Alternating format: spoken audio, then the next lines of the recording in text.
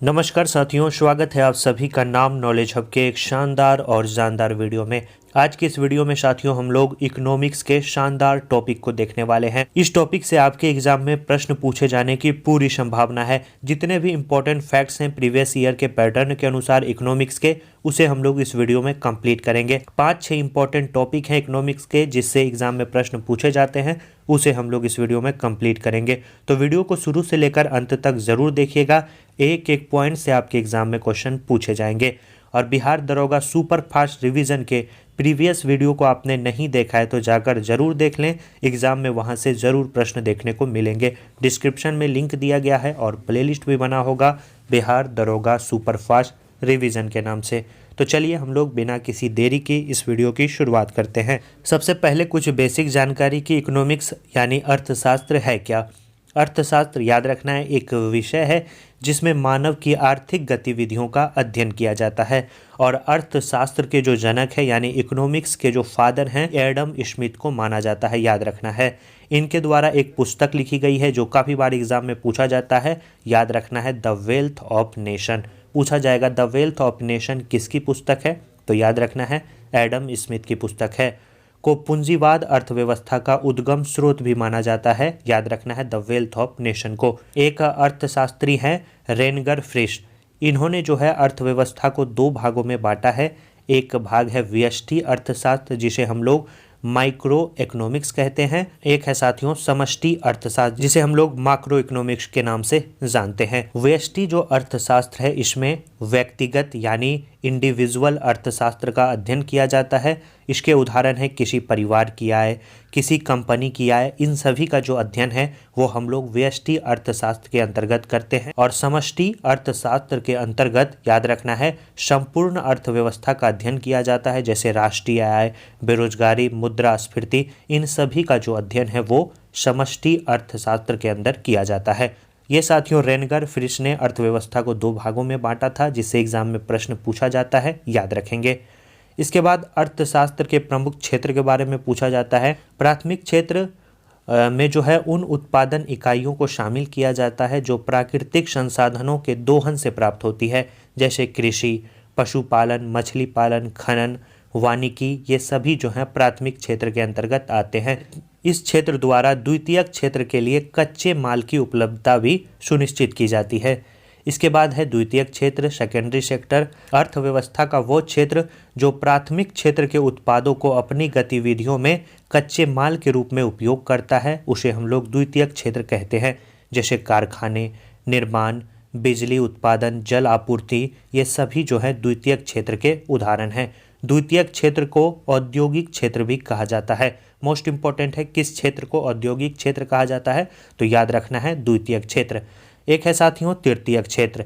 तृतीयक क्षेत्र को ही हम लोग सेवा क्षेत्र के नाम से जानते हैं। तृतीयक क्षेत्र में विभिन्न सेवाएं प्रदान करने वाली इकाइयां शामिल की जाती है, जैसे परिवहन, शिक्षा, बैंकिंग, बीमा, होटल, चिकित्सा, पर्यटन, सरकारी प्रशासन, वित्त इकाई, यह सभी जो है तृतीयक क्षेत्र के उदाहरण हैं। भारतीय अर्थव्यवस्था के सकल राष्ट्रीय उत्पाद में यानी जीडीपी में जो सर्वाधिक योगदान माना जाता है वो तृतीयक क्षेत्र यानी सेवा क्षेत्र का माना जाता है। ये भी प्रश्न भी आई है, याद रखेंगे। आपके एग्जाम में पूछा जाएगा इनमें से कौन सा क्षेत्र प्राथमिक क्षेत्र है, कौन द्वितीयक है, कौन तृतीयक है।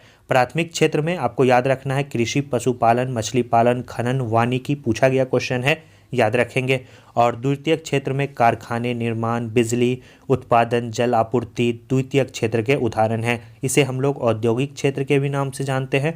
और तृतीयक क्षेत्र में जितनी भी सेवाएं हैं वो तृतीयक क्षेत्र के अंतर्गत आती है, जैसे परिवहन, शिक्षा, बैंकिंग, बीमा, होटल, चिकित्सा, पर्यटन, सरकारी प्रशासन, वित्त, ये सभी जो है तृतीयक क्षेत्र के उदाहरण हैं। और भारतीय जीडीपी में जो सबसे ज़्यादा योगदान है वो तृतीयक क्षेत्र यानी सेवा क्षेत्र का है। तो ये इंपॉर्टेंट फैक्ट से याद रखेंगे। अब हम लोग चर्चा करते हैं राष्ट्रीय आय। राष्ट्रीय आय किसी भी अर्थव्यवस्था में एक वर्ष के दौरान उत्पादित अंतिम वस्तुओं तथा सेवाओं का मूल्य जो है राष्ट्रीय आय कहलाता है। और भारत की राष्ट्रीय आय और प्रति व्यक्ति आय की गणना सर्वप्रथम जो इसका प्रयास है वो दादा भाई नेरोजी ने वर्ष 1867-68 में किया था।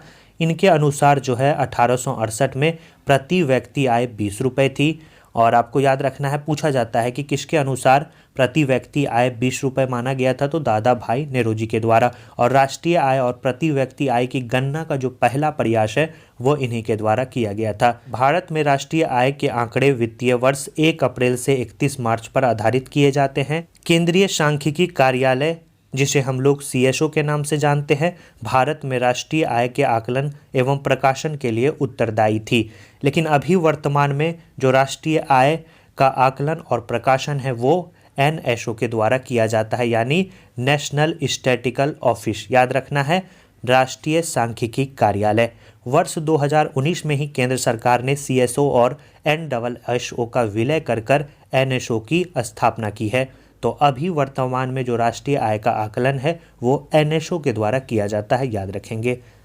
एक इम्पॉर्टेंट फैक्ट से पूछा जाता है राष्ट्रीय आय के लेखांकन का जन्मदाता किसे माना जाता है, तो याद रखेंगे साइमन कुजनेट्स को राष्ट्रीय आय लेखांकन का जन्मदाता भी माना जाता है, VBI लगा लेंगे। अब हम लोग इम्पॉर्टेंट फैक्ट्स की चर्चा करेंगे। राष्ट्रीय आय की विभिन्न धारणाएं।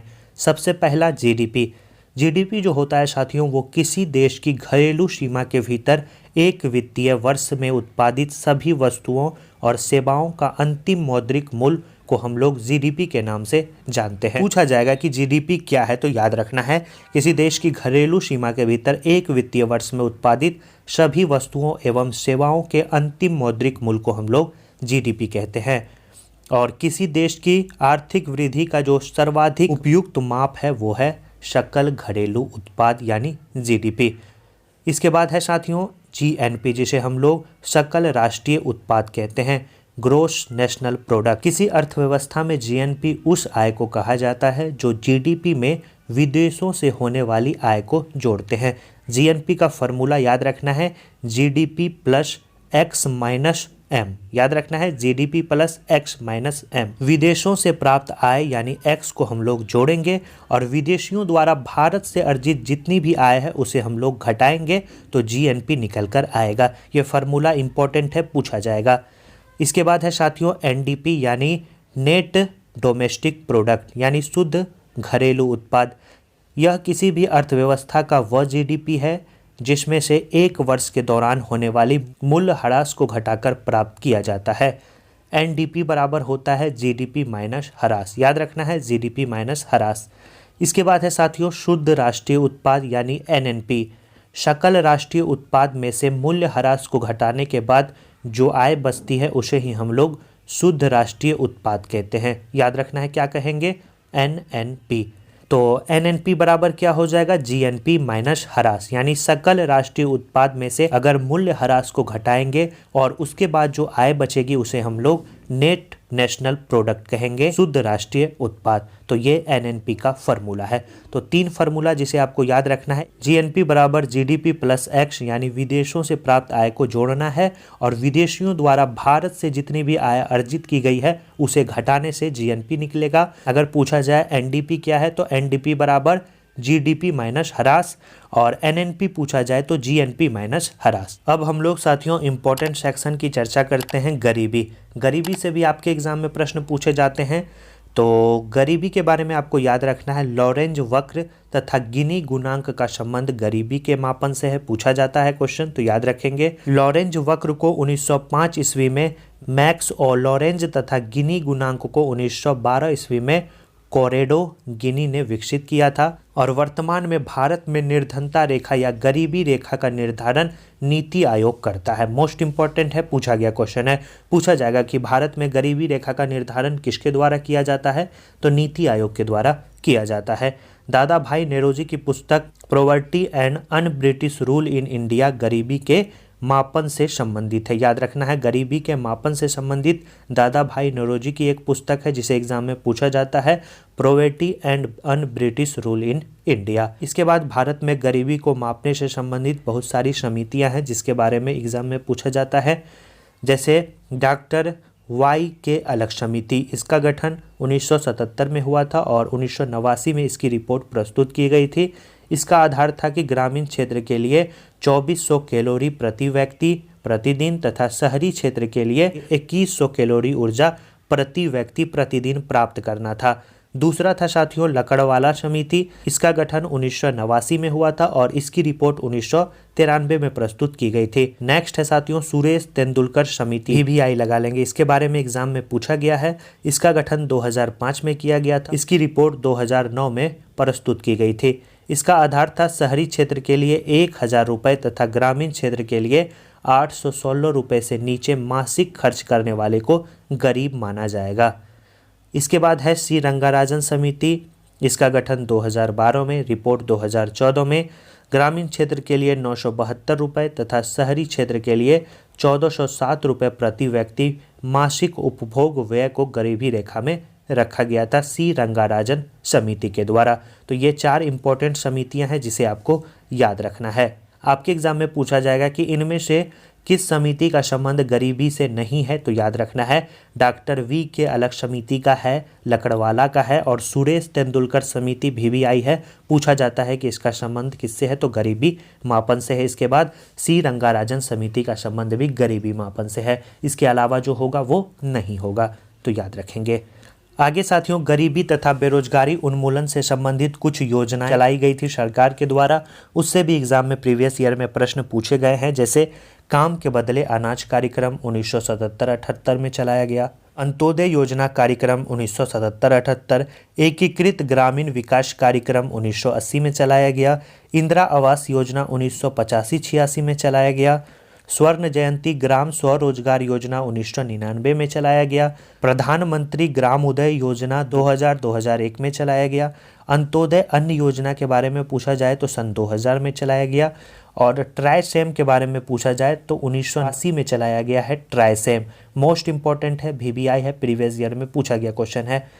अब जो आपके एग्जाम में पूछा जाएगा वो डुअरका पूछा जाएगा। डुअरका 1982 में, जवाहर रोजगार योजना 1989 में, नेहरू रोजगार योजना 1989, जवाहर ग्राम समृद्धि योजना 1999 में, अन्नपूर्णा योजना 2000 में, भारत निर्माण कार्यक्रम 2005-06 में चलाया गया। इसके बाद पूछा जाता है कि राष्ट्रीय ग्रामीण रोजगार गारंटी अधिनियम कब चलाया गया, तो 2000 में चलाया गया और बाद में इसका नाम बदलकर मनरेगा रखा गया 2 अक्टूबर 2009 को। पूछा गया क्वेश्चन है, याद रखेंगे।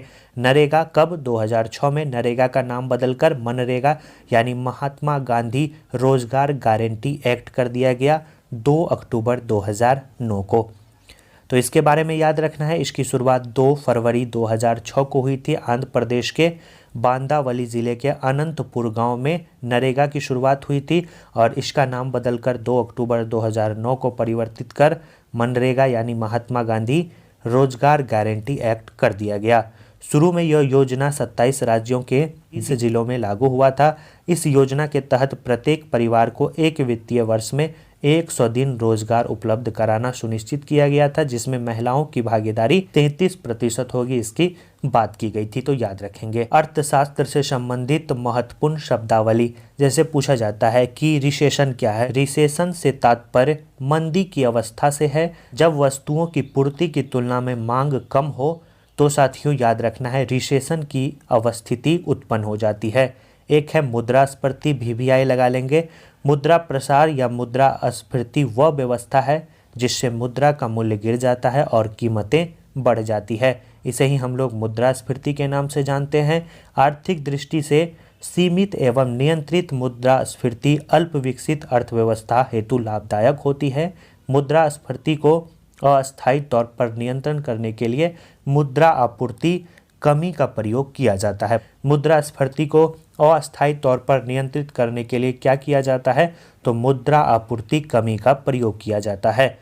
इसके बाद पूछा जाता है कि मुद्रा अपस्फीति या विस्फीति, तो मुद्रास्फीति पर नियंत्रण लाने हेतु जो प्रयास किए जाते हैं जैसे शाख नियंत्रण आदि, इनके परिणाम स्वरूप मुद्रास्फीति की दर घटने लगती है, कीमतों में गिरावट आने लगती है तथा रोजगार पर भी प्रतिकूल प्रभाव पड़ता है।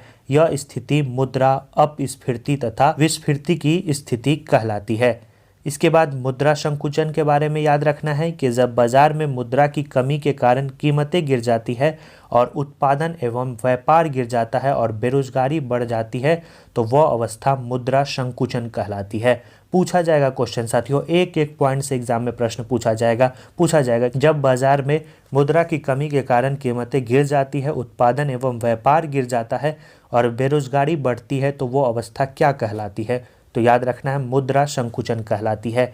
अवमूल्यन के बारे में पूछा जाएगा, यदि किसी मुद्रा का विनिमय मूल्य अन्य मुद्राओं की तुलना में जानबूझकर कम कर दिया जाता है तो इसे साथियों उस मुद्रा का अवमूल्यन कहते हैं।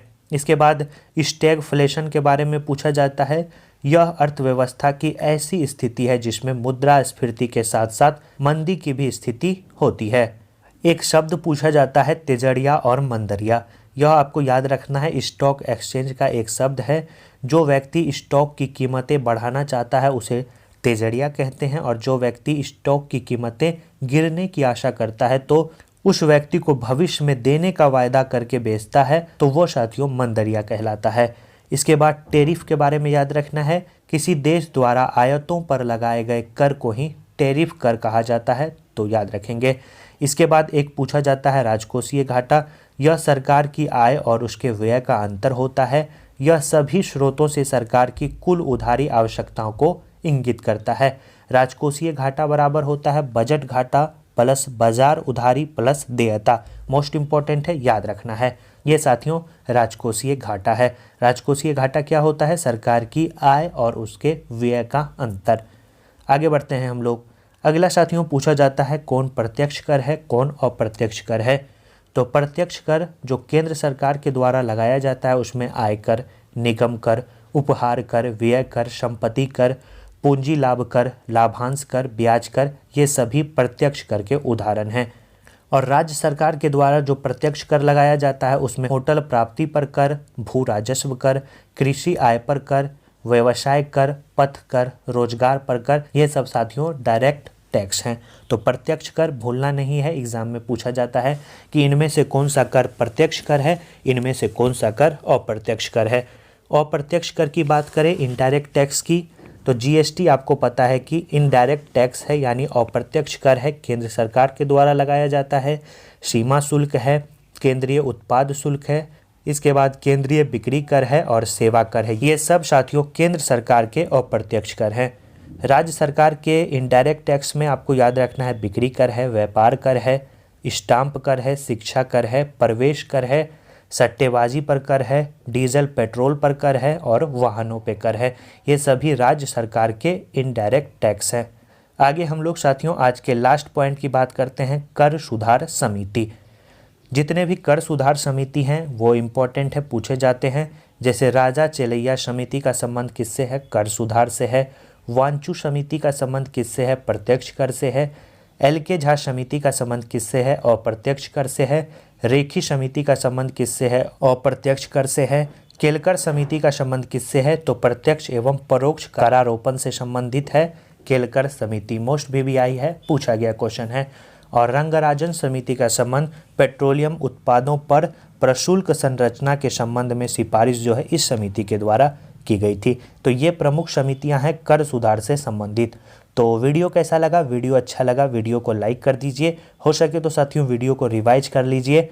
इम्पॉर्टेंट वीडियो है, एग्जाम में प्रश्न यहाँ से ज़रूर देखने को मिलेंगे। और कल साथियों 16 तारीख है, यानी एग्ज़ाम से एक दिन पहले का दिन है। कल साथियों 16 तारीख को हम लोग बिहार स्पेशल को कंप्लीट करेंगे। जितने भी टॉपिक से बिहार स्पेशल में एग्जाम में प्रश्न पूछे जाते हैं उसे साथियों हम लोग कल कंप्लीट करेंगे। कल साथियों इस सीरीज का लास्ट वीडियो आने वाला है, तो कल सभी लोग उस वीडियो को ज़रूर देख लीजिएगा। तो चलिए मिलते हैं ऐसे ही शानदार वीडियो के साथ नेक्स्ट वीडियो में। अपनी तैयारी जारी रखिए, रिवीजन करिए, जरूर आपका रिजल्ट होगा। धन्यवाद साथियों।